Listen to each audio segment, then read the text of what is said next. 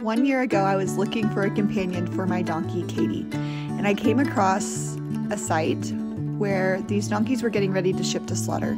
I found 3 mom and baby pairs, and I also found a spotted pair of adult donkeys that you'll see in just a minute. I had a newborn baby strapped to my chest at the time, and I just imagined what these mothers were going through in this kill pen waiting to be shipped to slaughter with their 6-month-old babies. And I just couldn't leave them there. So we fundraised and we rescued all 8 donkeys.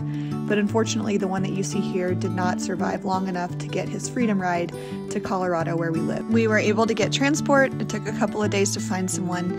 It's quite a long haul from Texas to Colorado. But here the 7 made it onto the trailer. We really didn't know the condition that they were in. We could tell by their coats that they were wormy. We could tell that some of them had some respiratory conditions. You can see the donkey here is missing an ear. And so we just waited anxiously for them to arrive. We set up a quarantine space and we just hoped for the best. And we also just hoped that the long haul wouldn't be too rough on the babies. But donkeys are strong and resilient.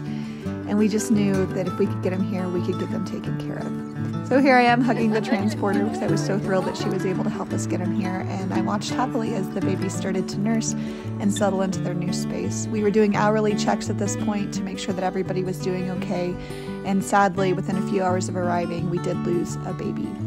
Over the next few days and weeks, they would get really, really sick. The respiratory symptoms, they passed amongst each other, and many of them needed antibiotics to recover. I didn't think actually the gray one who ended up living here with me would even survive. She would lay for hours at a time and the baby would just try to nurse on her body, which was really, really hard to watch. Here's her baby Banjo right here, and you'll recognize him if you follow my social media. They have become very important parts of our farm here in Colorado. And so we just worked day after day and did our best to make sure that they stayed healthy, that they stayed fed, and we started to build their trust.